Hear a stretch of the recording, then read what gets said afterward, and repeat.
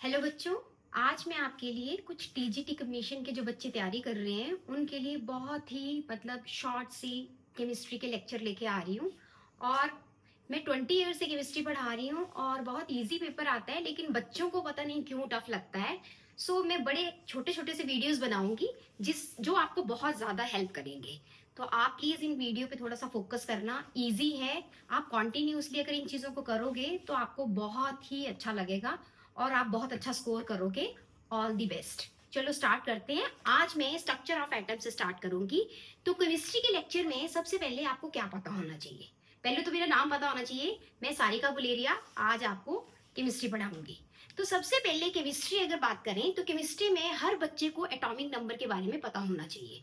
तो मैं आपको ये बोलूंगी, क्योंकि मेरा ये फर्स्ट लेक्चर है, तो हर बच्चे को 1 to 30 तक एटॉमिक नंबर बेटा लर्न होने चाहिए। लर्न है, वेरी गुड। अगर आपको लर्न नहीं है तो आप प्लीज आज ही इसको लर्न कर लो। एक बार मैं आपको रिवाइज करवाती हूँ कौन कौन से 1 to 30 आपके एटॉमिक नंबर आते हैं। 1 to 20 तो हम बचपन से ही बोलते रहते हैं, और 21 to 30 में आपको कैच वर्ड बताऊंगी जो इजीली से आप 60 सेकेंड के अंदर ही आपको 21 to 30 लर्न हो जाएंगे। तो सबसे पहले मैं एटॉमिक नंबर लिखूंगी और आपने साथ साथ इसको लर्न करना है आज। तो फर्स्ट इज हाइड्रोजन। तो यहाँ पे मैं एटॉमिक नंबर लिख रही हूँ 1 2। तो सबसे पहले आपका एटॉमिक नंबर, अगर मैं सिंबल की बात करूं तो this is hydrogen, then helium, 3 is lithium, then beryllium, 5 is boron, then carbon 6, 7 is nitrogen, oxygen का होता है 8।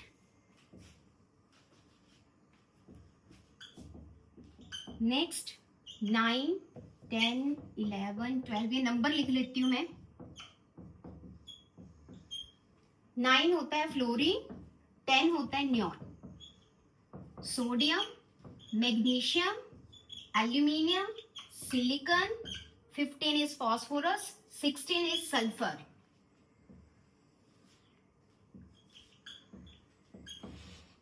17 क्लोरीन, 18 आर्गन, 19 पोटाशियम, 20 कैल्शियम। तो पहले तो हर बच्चे को ये एटॉमिक नंबर लर्न होने चाहिए, ये कंपलसरी है बच्चे, ठीक है। आपको मैंने क्योंकि थोड़े से टाइम में मैक्सिमम चीजें बतानी है, तो प्लीज इसको पहले तो लर्न कर लो, ठीक है। आज आप कॉपी में लिखो, जो भी करो, जिसको लर्न नहीं है इनको अच्छे से लर्न कर लो। बार बार बोलोगे आप, हाइड्रोजन, हीलियम, लिथियम, बिरेलियम, बोरोन, मेरे साथ साथ बोलो। Carbon, nitrogen, oxygen, fluorine, neon, ये 10 हो गए। 11 is sodium, 12 is magnesium, 13 is aluminium, 14 is silicon, 15 is phosphorus, 16 is sulfur, and then 17 is chlorine, 18 argon, 19 potassium and 20 is calcium।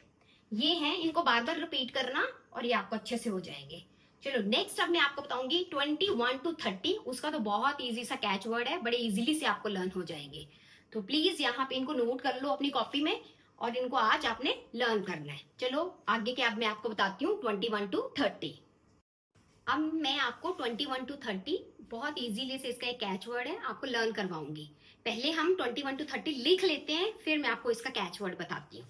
तो सबसे पहले 21 क्या होता है, ठीक है। दिस इज स्कैंडियम, इसको हम SC से रिप्रेजेंट करते हैं। Scandium, titanium, vanadium, Cr is 24 chromium, 25 manganese, and then 26 iron, 27 cobalt, 28 nickel, 29 copper, and this is zinc।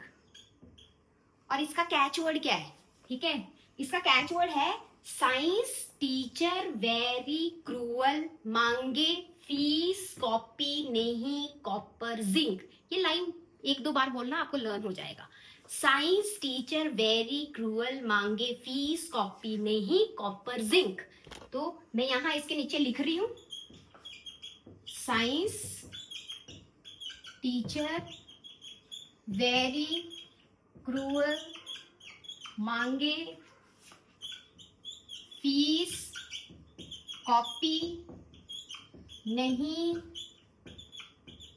Copper zinc, ठीक है। तो इसमें साइंस में ये स्कैंडियम का साइंस इसे scandium, this is titanium, 23 very vanadium, 24 this is Cr chromium, 25 this is manganese and 26 Fe iron, 27 cobalt, 28 nickel, 29 copper और 30 is zinc।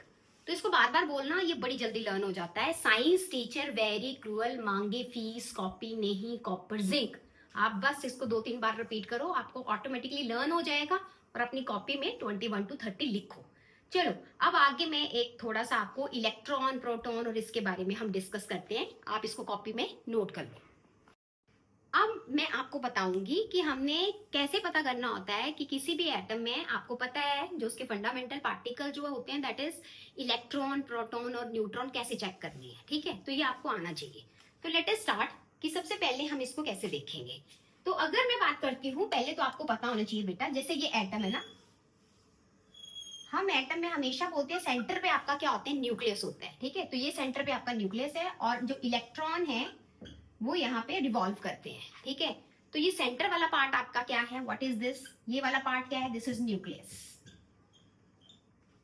Nucleus के अंदर क्या होता है, न्यूक्लियस के अंदर होते हैं न्यूट्रॉन प्लस प्रोटॉन।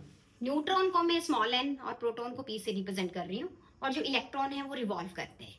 तो जब आपको एटॉमिक नंबर पता है तो आप कैसी चीजें चेक करते हो। तो लेट अस स्टार्ट कि आगे मेरे को ये चीजें कैसे चेक करनी होती हैं। तो अब मैं आपको एटॉमिक नंबर और मास नंबर, ये हम चीजें डिस्कस करेंगे। तो एक तो चीज होती है atomic number and second is mass number.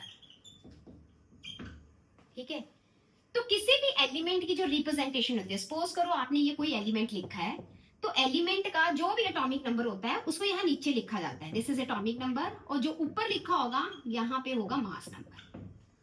अब बात आती है कि what is atomic number. Atomic number क्या होता है, एटॉमिक नंबर होता है that is equal to number of protons. Atomic number होता है नंबर ऑफ प्रोटॉन्स, और अगर आपका जो वो एटम है वो न्यूट्रल है तो जितने प्रोटॉन होते हैं उतने ही इलेक्ट्रॉन होते हैं। ठीक है, ठीक है, in neutral atom atomic number is equal to number of proton and that is also equal to number of electrons। ठीक है, अब बारी आती है व्हाट इज मास नंबर। अगर मैं बात करूं मुझे मास नंबर कैसे देखना है, तो मास नंबर कैसे चेक करोगे। मास नंबर होता है आपका दैट इज न्यूट्रॉन और प्रोटॉन का सम होता है। ठीक है, that is number of neutron plus number of proton. ठीक है, इन दोनों का सम जो होता है दैट इज मास नंबर। और वो मेन मास जो होता है एटम का वो कहां पे होता है, दैट इज न्यूक्लियस। न्यूक्लियस के अंदर होता है न्यूट्रॉन प्लस प्रोटॉन, और जो मास नंबर को रिप्रेजेंट करता है। तो हमेशा नॉर्मल तो जो एटॉमिक नंबर होता है उसका अप्रोक्सीमेटली डबल ही आपका मास नंबर होता है। ठीक है, लेकिन कुछ चीजें आगे पीछे भी होती हैं, जैसे कार्बन का एटॉमिक नंबर 6 है तो उसका मास नंबर 12 है, नाइट्रोजन का 7 है तो उसका मास नंबर 14 है। ठीक है, बट ऐसा नहीं कि हमेशा डबल ही होता है, कुछ थोड़े से पॉइंट आगे पीछे भी होते हैं। ठीक है, जैसे लिथियम का 3 होता है लेकिन उसका मास नंबर 7 है। मैं आपको ये नहीं बोल रही सारे लर्न करो, आपको वहां जो भी हिंट दिया है तो आपको पता चल जाएगा वहां पे। आपको अब फाइंड आउट कैसे करना है इसका मैं एक आपको जैसे एग्जाम्पल बताती हूँ। फॉर एग्जाम्पल लेती हूँ मैं सोडियम का एग्जाम्पल ले रही हूँ। तो सबसे पहले ये है सोडियम। तो बेटा ये मैंने यहाँ जो लिखा है, ठीक है, हमेशा मैंने आपको क्या बोला है, यहाँ पे क्या लिखा जाता है, एटॉमिक नंबर। तो अगर मैं बात करती हूँ यहाँ पे एटॉमिक नंबर और ये 23 ऐसे दिया, आपको कैलकुलेट करना है what is atomic number, this is atomic number, और ये क्या है, दिस इज मास नंबर। ठीक है, तो अभी ये न्यूट्रल है। What is the meaning of neutral, जिसके ऊपर कोई चार्ज ना हो, प्लस या माइनस चार्ज ना हो। ठीक है, तो ये न्यूट्रल है। अब अगर मैं इस पे बात करती हूँ तो आपको बताना है, ठीक है, एटॉमिक नंबर कितना है 11, तो मुझे पता है इसका एटॉमिक नंबर कितना है 11, और न्यूट्रल एटम में जितने प्रोटॉन होते हैं उतने ही इलेक्ट्रॉन होते हैं। और एटॉमिक नंबर हमेशा क्या बताता है, एटॉमिक नंबर हमेशा नंबर ऑफ प्रोटॉन बताता है, और न्यूट्रल एटम में उतने ही नंबर ऑफ क्या होते हैं, इलेक्ट्रॉन। तो आप खुद बताओ, इसमें नंबर ऑफ प्रोटॉन्स कितने हुए? 11। नंबर ऑफ इलेक्ट्रॉन्स भी कितने हुए? 11। अब मुझे पता है व्हाट इज 23। ये जो नंबर है दिस इज मास नंबर, और जो मास नंबर होता है वो न्यूट्रॉन और प्रोटॉन का सम होता है। तो mass number is equal to what is mass number? Neutron plus proton, ठीक है। और मास नंबर की वैल्यू कितनी है? 23। न्यूट्रॉन आप कैलकुलेट कर सकते हो, प्रोटॉन का नंबर आपका यहाँ पे कितना है? 11। तो न्यूट्रॉन का नंबर कितना आया? 23 माइनस 11 दैट इज 12। तो आप ऐसे कैलकुलेट कर सकते हो। अब मैं कुछ एग्जांपल्स लिखूंगी आपके लिए, आपने सिंपल करना है। ये आपके प्रोटॉन, यही आपके इलेक्ट्रॉन, और ये जो ऊपर नंबर दिया होता है मास नंबर में, इसमें न्यूट्रॉन प्लस प्रोटॉन। प्रोटॉन की वैल्यू आप यहां से निकाल लोगे उस, और यहाँ पे आपने मास नंबर में वो प्रोटॉन की वैल्यू पुट कर देनी, न्यूट्रॉन आपने निकाल लेने। अब मैं कुछ एग्जांपल्स लिखूंगी, आप मेरी वीडियो को पॉज करना और अपने आप वो कैलकुलेट करना, ठीक है। तो मैं कुछ एग्जांपल्स लिखती हूँ यहाँ पे। अब देखो बच्चों, मैंने आपको कुछ एग्जांपल लिखे हैं, आप इसको फटाफट से अपने आप ही कैलकुलेट करो। तो आपको पता है, जैसे ये मैंने नाइट्रोजन का लिखा है, तो यहाँ जो नीचे नंबर होता है दैट इज एटॉमिक नंबर, और ये प्रोटॉन का नंबर होता है। तो अगर मैं बात करूँ, प्रोटॉन कितने मेरे पास? 7, और ये न्यूट्रल है, कोई चार्ज नहीं है, तो इसके इलेक्ट्रॉन भी कितने हुए? 7, ठीक है। और जो ऊपर नंबर होता है that is neutron plus proton, तो इसमें से प्रोटॉन को माइनस कर दो। प्रोटॉन 14 माइनस आपका यहाँ पे क्या आएगा? 14 माइनस 7, तो ये भी आपका नंबर कितना आएगा? 7। अब यहाँ पे आ जाओ आप, यहाँ पे जो नीचे नंबर दिया है that is proton, this is 26, और इलेक्ट्रॉन भी आपके कितने होंगे? 26। लेकिन मुझे पता है जो ऊपर मास नंबर है उसमें प्रोटॉन को माइनस कर दो, that is 56 minus 26 is equal to 30। Done. अब इसमें बात आती है chlorine, this is the chlorine, इसका एटॉमिक नंबर 17 है और इसका मास नंबर इज 35। तो 17 प्रोटॉन, 17 इलेक्ट्रॉन, और इसमें 35 में से आप 17 माइनस कर दो, दैट इज 18। तो ऐसे आप कैलकुलेट कर सकते हो। नेक्स्ट मैं आपको आयंस के बारे में बताऊंगी कि कैसे कैलकुलेट करने होते हैं। अब अभी तक हमने किसकी बात की? अभी तक हमने न्यूट्रल एटम की बात की। अब जरा देखते हैं अगर ऊपर चार्जेस हों तो कैसे देखने होते हैं। चार्जेस का मतलब प्लस चार्ज हो सकता है या माइनस चार्ज हो सकता है। तो हम आयंस की बात कर रहे हैं, ठीक है। तो आयंस दो टाइप के होंगे, या तो उसके ऊपर, या तो आप उनको क्या बोलोगे? केटाइंस। केटाइंस वो होते हैं जिनके ऊपर कौन सा चार्ज होता है? Positive charge. और दूसरा होता है एनाइंस, और इनके ऊपर कौन सा चार्ज होता है? Negative charge. अब फॉर एग्जांपल अगर मैं बात करती हूँ Na पॉजिटिव, Mg2 पॉजिटिव, तो जिसके ऊपर भी पॉजिटिव चार्ज होगा उनको हम केटाइन बोलते हैं। पॉजिटिव चार्ज क्यों होता है? पक्के से पॉजिटिव चार्ज तभी आएगा जब आप इसमें से इलेक्ट्रॉन के ऊपर नेगेटिव चार्ज होता है, इससे इलेक्ट्रॉन को बाहर निकालना होगा। तो केटाइन हमेशा कब बनेंगे? लॉस ऑफ इलेक्ट्रॉन से। तो एक चीज हमेशा याद रखना, केटाइन कब बनते हैं? लॉस ऑफ इलेक्ट्रॉन से। इसी तरह से नेगेटिव आयन, नेगेटिव इलेक्ट्रॉन के ऊपर चार्ज नेगेटिव होता है, इट मींस मैं एनायन में हमेशा इलेक्ट्रॉन को ऐड करती हूँ, तो ये एडिशन ऑफ इलेक्ट्रॉन से एनायन बनते हैं। एनायन हमेशा कब बनेंगे? एडिशन ऑफ इलेक्ट्रॉन से। तो नेगेटिव चार्ज तभी आएगा। फॉर एग्जांपल जैसे मैंने लिखा है O2 negative, F negative, it means मैंने इसमें क्या करा है? इलेक्ट्रॉन ऐड करे हैं। या गेन ऑफ इलेक्ट्रॉन से क्या होता है? या add of, gain of electron और एडिशन ऑफ इलेक्ट्रॉन से हमेशा किसकी फॉर्मेशन होगी? एनायंस की। तो इसमें यहाँ पे क्या होगा? यहाँ एडिशन ऑफ इलेक्ट्रॉन जहां पे भी होगा वहां पे हमेशा हम एनायन की फॉर्मेशन करेंगे। अब इस केस में जो भी चीज हो रही है, लॉस और गेन किसका हो रहा है? इलेक्ट्रॉन का हो रहा है। इसका मतलब नंबर ऑफ इलेक्ट्रॉन में चेंज आएगा, प्रोटॉन में कभी चेंज नहीं आता है। सिर्फ किस में चेंज आता है? कभी भी प्लस या माइनस चार्ज दिया हो तो नंबर ऑफ इलेक्ट्रॉन में चेंज आता है। बाकी चीजें आपने बिल्कुल वैसे ही फाइंड आउट करनी है जैसे आप करते हो। फॉर एग्जाम्पल अगर मैं एक एग्जाम्पल लूं, कोई भी एग्जाम्पल ले लो, जैसे ये है मेरे पास फॉर एग्जाम्पल O2 नेगेटिव, ये मैंने एक एग्जाम्पल लिया है, दिस इज O2 नेगेटिव। तो अगर मैं बात करूं, मुझे पता है इसका एटॉमिक नंबर कितना होता है? 8 होता है, ठीक है। और इसका जो मास नंबर है वो 16 होता है। तो ये वाली चीज जो होती है दैट इज 8। What is 8? तो अगर मैं बोलूं बेटा इसमें प्रोटॉन कितने हैं, P से रिप्रेजेंट कर रही हूं मैं 8। अगर मैं बोलूं इलेक्ट्रॉन कितने हैं, तो 8 लेकिन 2 नेगेटिव है, इसका मतलब तुमने 2 इलेक्ट्रॉन ऐड करने हैं, तो दिस इज 10। और बाकी तो वैसे ही निकालना है। न्यूट्रॉन कैसे निकलते हैं, ये मास नंबर 16 है, तो neutron plus proton is equal to 16 और प्रोटॉन आपके 8 है, सो न्यूट्रॉन भी आपके कितने आएंगे 8। तो इसके मैं 2 एग्जांपल लिखती हूँ, आप फटाफट से उसके कैलकुलेट करके बताओ कि कितने इलेक्ट्रॉन होंगे, कितने प्रोटॉन होंगे और कितने न्यूट्रॉन होंगे।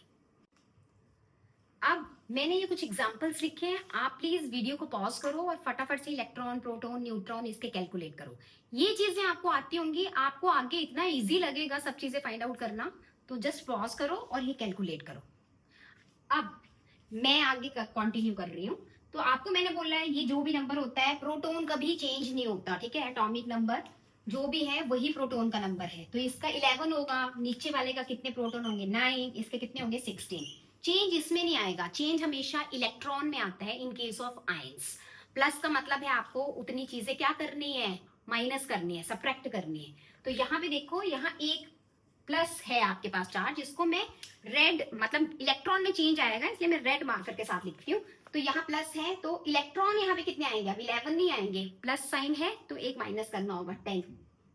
यहाँ पे माइनस है तो ऐड करना है, इसका भी 10 आएगा। यहाँ पे कितना आएगा 16 और यहाँ पे 2 है, तो यहाँ पे क्या आएगा 16, लेकिन यहाँ पे प्लस क्या करूंगी मैं 2, क्यों, बिकॉज ऑफ दिस -2, तो इसकी वैल्यू कितनी आएगी आपकी 8। ये पता चल गया। अब न्यूट्रॉन तो आपको बोलना ही है, न्यूट्रॉन में हमेशा क्या है, ये मास नंबर से कैलकुलेट करते हैं, तो इसमें प्रोटॉन का नंबर माइनस करना होता है। तो आपका जो फर्स्ट वाला ये है न्यूट्रॉन वाला केस, तो इसमें कितने आएंगे 23 में आप 11 माइनस कर दो, तो ये आपका कितना आएगा, दैट इज 12। अब इस केस में 19 में से 9 को माइनस कर दो, तो ये आपका कितना आएगा 10। यहाँ पे 32 में से आपने 16 को सब्ट्रैक्ट करके कितना आएगा 16। तो ऐसे आप ये चीजें कैलकुलेट कर सकते हो। तो एक चीज हमेशा याद रखना कि ये बहुत ही सिंपल है और कुछ भी नहीं है इसमें, केमिस्ट्री को बस आपको थोड़ा थोड़ा रोज पढ़ना पड़ेगा। जिसमें भी इलेक्ट्रॉन सेम आते हैं, फॉर एग्जाम्पल जैसे मैंने यहाँ पे 2 चीजें लिखी है, एक ये है और एक ये है, तो जिसमें भी इलेक्ट्रॉन सेम आते हैं उसी को हम आगे क्या बोल देते हैं, iso electronic species. Iso mean same, electronic मतलब इलेक्ट्रॉन। तो जैसे Na पॉजिटिव और F नेगेटिव, इनके इलेक्ट्रॉन सेम हैं, तो Na positive and F negative, ये दोनों जो हैं they are iso electronic species. तो इन चीजों के बारे में आपको मैं नेक्स्ट लेक्चर में कंटिन्यू बताऊंगी, और हम ये भी पता करेंगे कि इलेक्ट्रॉन, प्रोटॉन, न्यूट्रॉन ने की डिस्कवरी किसने की थी, वो आपको नाम पता होने चाहिए। तो बाकी चीजें मैं आपको नेक्स्ट लेक्चर में बताऊंगी। आई होप ये काफी इजी था लेक्चर, आई होप आपको अच्छा लगा होगा। तो आप प्लीज, मेरे को आपसे और क्या चाहिए, जस्ट लाइक कर दीजिएगा, सब्सक्राइब कर दीजिएगा, यही मेरे लिए मोटिवेशन है कि मैं आगे आपको इन चीजों के बारे में बता पाऊँ। This is my favourite subject और मैं चाहती हूँ कि मेरे से ज्यादा लोग जुड़े। Thank you, take care.